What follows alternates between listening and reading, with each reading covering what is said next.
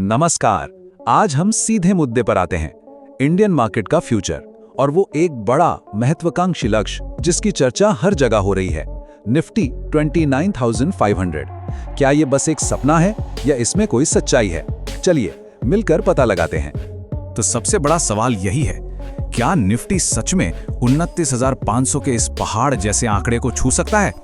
देखिए, ये नंबर सुनने में जितना बड़ा लगता है ना, इसके पीछे के जो कारण हैं वो उतने ही मजबूत हैं।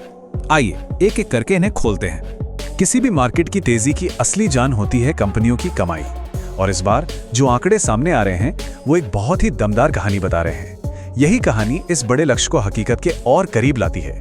अब यहाँ देखने वाली बात यह है कि एक ग्रोथ आ कहां से रही है। निफ्टी 50 में 9% की एक हेल्दी ग्रोथ है, अच्छी बात है, लेकिन असली कहानी तो मिड कैप और स्मॉल कैप में है, जहां 20% और 28% की विस्फोटक बढ़त देखी गई है। इसका साफ मतलब है कि मार्केट की मजबूती सिर्फ बड़ी कंपनियों के दम पर नहीं है, ये पूरे बाजार में फैली हुई है। और जब हम इन सब को एक साथ मिलाते हैं तो हमें साल दर साल मुनाफे में 18% की जबरदस्त ग्रोथ मिलती है। याद रहे, पिछली तिमाही में ये 12% थी, तो ये एक बड़ी छलांग है जो साफ साफ बता रही है कि बाजार की रफ्तार ना सिर्फ बनी हुई है बल्कि और तेज हो रही है। अच्छा, अब आगे बढ़ते हैं और देखते हैं कि इस शानदार कमाई के पीछे के असली हीरो यानी कौन से सेक्टर्स हैं जो इसे ड्राइव कर रहे हैं। तो टेलीकॉम, मेटल्स और कैपिटल गुड्स, ये वो सेक्टर्स हैं जो उम्मीद से कहीं बेहतर परफॉर्म कर रहे हैं। ये हैं असली आउट परफॉर्मर्स।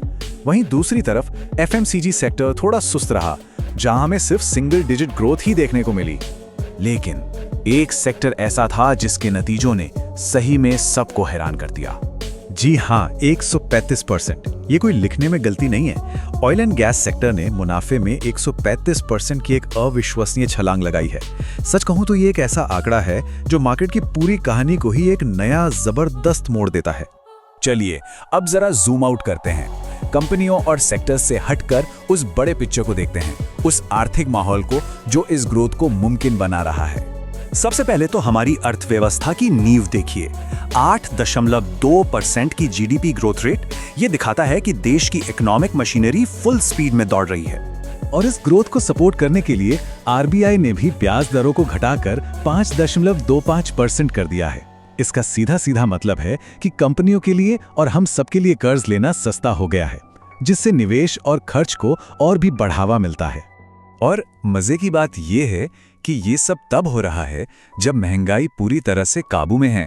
2.75% की सीपीआई दर एक बहुत ही स्थिर आर्थिक माहौल बनाती है जो निवेशकों को सबसे ज्यादा पसंद आता है। मतलब कम रिस्क और ज्यादा भरोसा। सरकार की तरफ से भी अच्छा सपोर्ट मिल रहा है।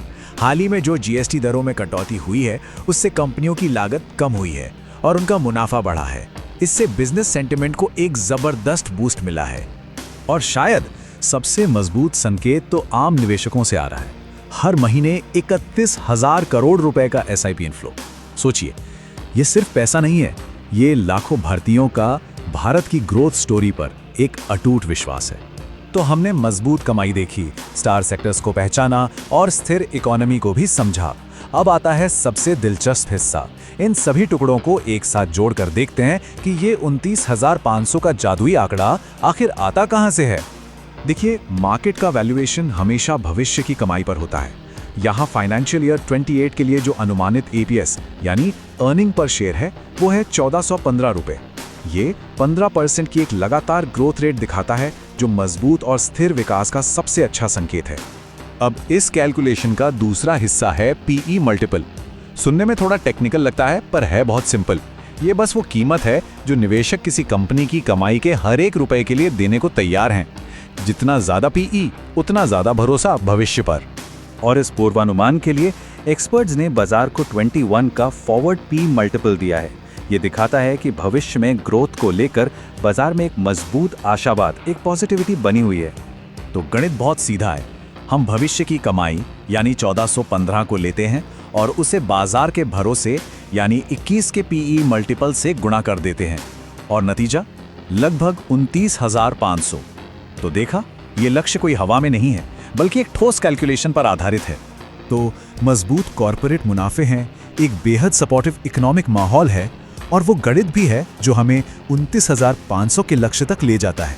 सब कुछ तो ठीक लग रहा है, लेकिन सवाल ये है कि इस साफ सुथरे रास्ते पर कौन सी अनदेखी बाधाएं आ सकती हैं। और इसी सवाल का जवाब अगले 2 सालों की कहानी लिखेगा।